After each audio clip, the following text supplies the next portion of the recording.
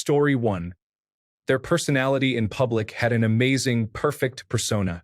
In private, they were probably the nastiest person I've ever met. They always had something to say about someone. Story 2. I put my heart out on the line as a preteen, only to find out she had no interest in me, and she eventually moved away and lost contact. Fast forward 15 years later, she finds me on Facebook. We reconnect, and she laughs at that particularly awkward moment, which happens to be my most embarrassing memory. Story 3. Seeing their lack of respect for the waiter and service workers while on a date. Please and thank you were non-existent when food, napkins, and the check were brought to the table. That lack of respect and decency is an omen for all types of chaos coming if you're smart enough to notice it. Story 4. I've come to realize that there's no end to opportunity, so she might be the latest infatuation, but there will be many more that don't require a stupid amount of effort. Story 5.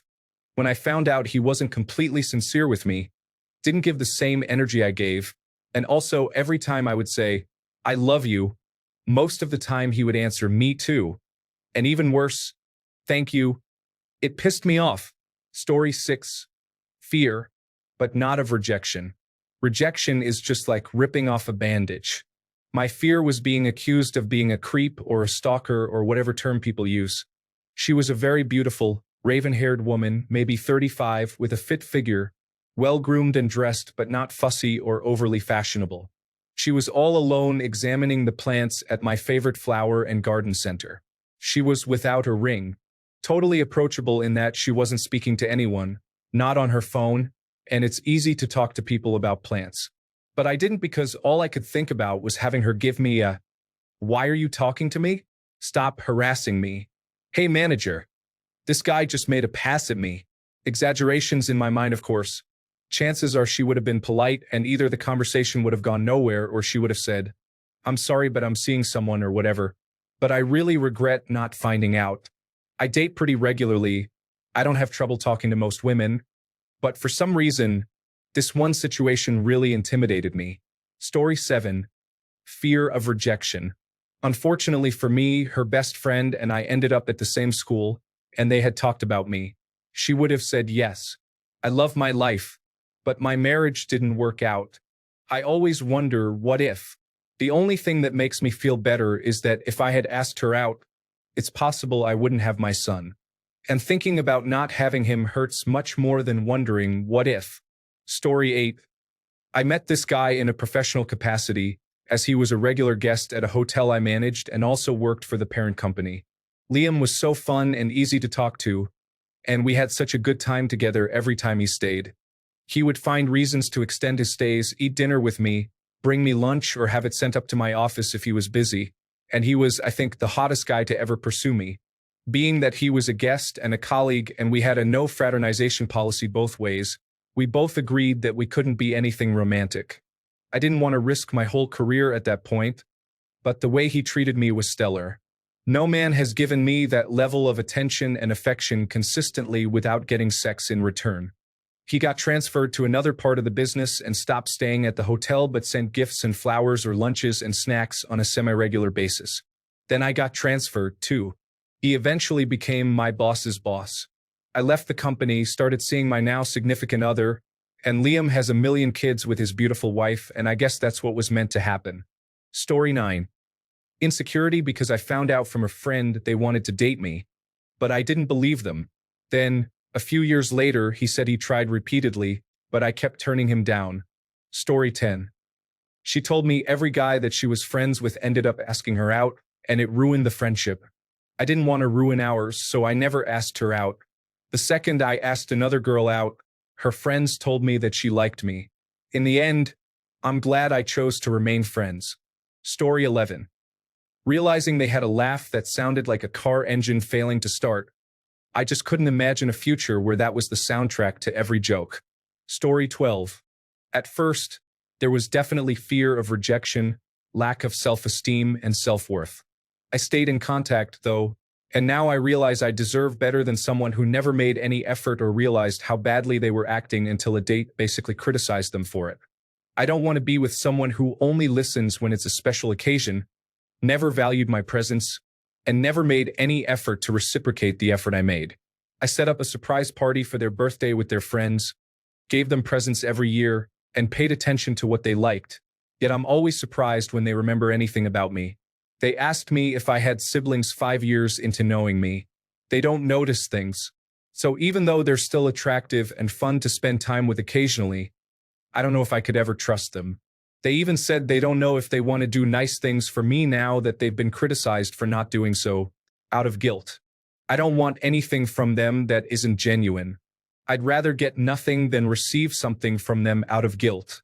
Story 13. Found out he was cheating on a girlfriend with me. Once a cheater, always a cheater. I had no delusions that if he was my boyfriend, he would stop cheating. Story 14. Her and her twin sister were guarding a gate. One could only tell the truth, and the other could only tell lies. When I asked if any of them would be interested in dating me, they wrinkled their noses in disgust. The gate swung open, and they asked me to quickly leave. Story 15. He worked with my child through a community program for kids, and by the time the conflict of interest part ended, my daughter left the program after 3 years. He was in a relationship. He has no idea I still feel the same way about him, but I know I will move on eventually, so it's okay. I'm happy that he's happy. Story 16. I remember I met this woman at a friend's party.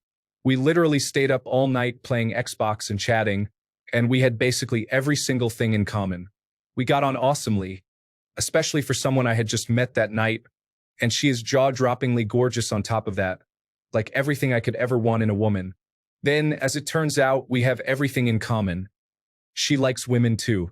When she mentioned that, there was literally a little voice in my head going, no. I will say, though, one thing that makes me a little suspect is her choice of girlfriends. She seems to exclusively go for women who are like the super butch ones. I mean, the ones who seem like they are dudes without parts. Oh well, whatever makes her happy. Story 17. 1. She wasn't really interested in me. She utterly chewed me out and humiliated me in front of work colleagues during a house party because I queued up a song by 6ix9ine on the Spotify playlist. Apparently, I'm a piece of garbage because I inadvertently played the music of a guy who did inappropriate things with a 13-year-old girl. Later that evening, she queued up Bump and Grind by R. Kelly. Story 18. They always engaged in conversation with me if I approached them first and seemed genuinely interested, but they would never approach me. This wouldn't bother me too much if they didn't do the opposite with other guys and approach them first. Story 19. Just the consideration of mapping out everything that could happen, would happen, might happen. Just the thought process alone exhausted me to such a disturbing level that considering going through it firsthand, I noped the absolute hell right out and away from it. My peaceful life of solitude. That's where my true, real happiness lies. Story 20. She was one of the highly attractive girls in school. I didn't think someone like that would be interested in someone like me. Not that it mattered, as I wasn't sure who I liked at the time. We only knew each other during writing class in our junior year of high school. It was fun, and we wouldn't have survived it without each other. Maybe that's an exaggeration. When senior year started, she sat down where I was during lunch, along with some others I somewhat knew. After a few weeks, she stopped sitting at our table. I often wondered if she actually was interested in me, but figured she wasn't since I never showed any attention to her in that way. Like I said, she was an attractive girl, so it never crossed my mind, especially since my sexuality was in question. There's more to it beyond that, but that involves another long story. Whatever the case, I just hope life is treating her well. Story 21. She was married. Even if she was not, she had way too much respect for herself to date someone like me. I felt lucky just to be friends with her and see her at work.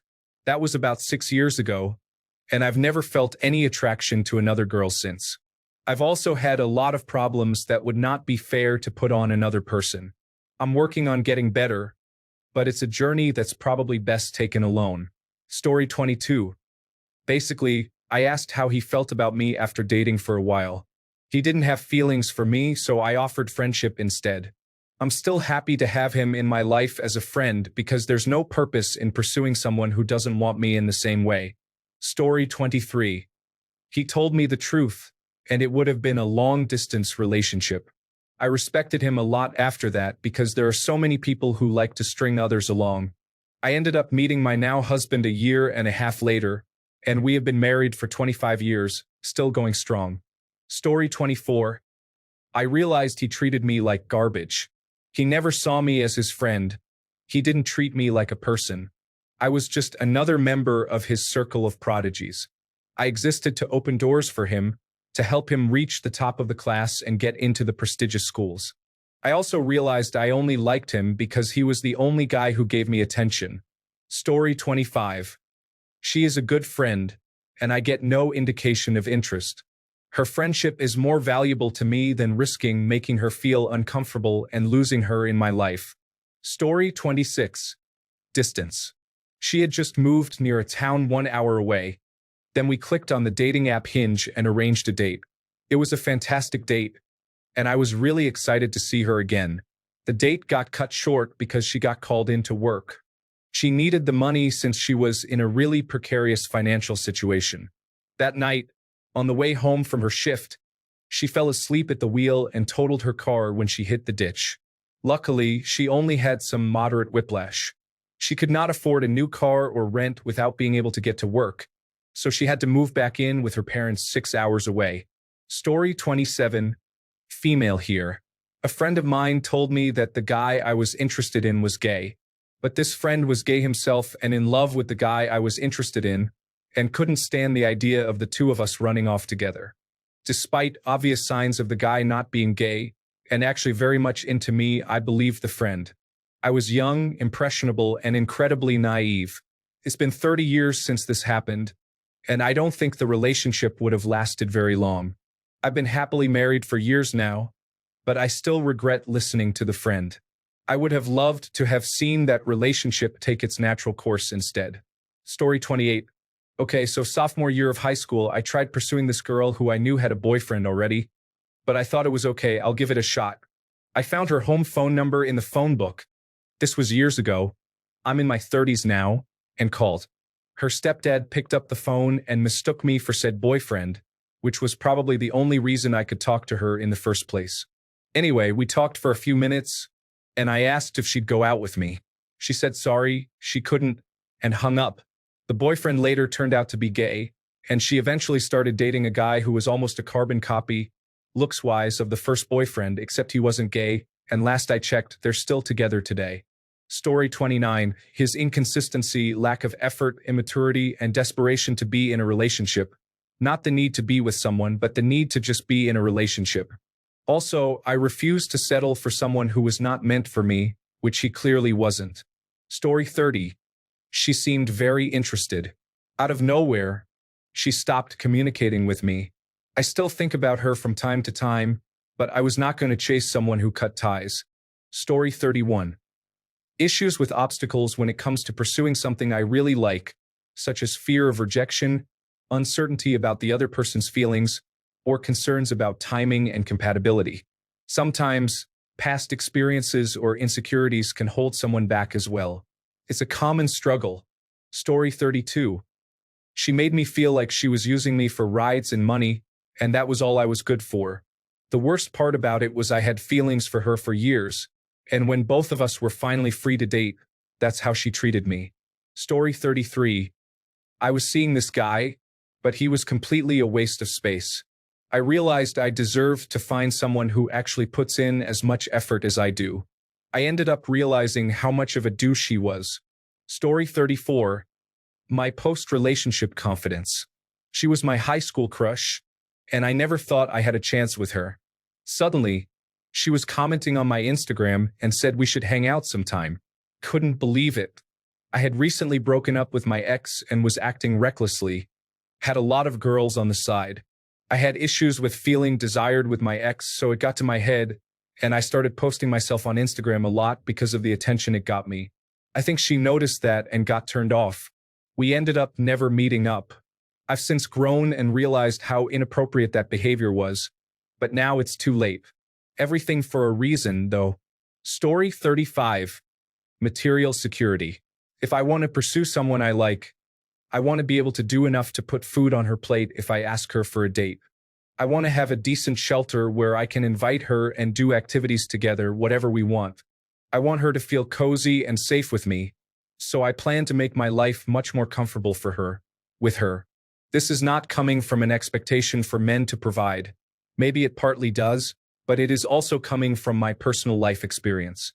Living in poverty made me realize just how much you can do with enough resources in your hand.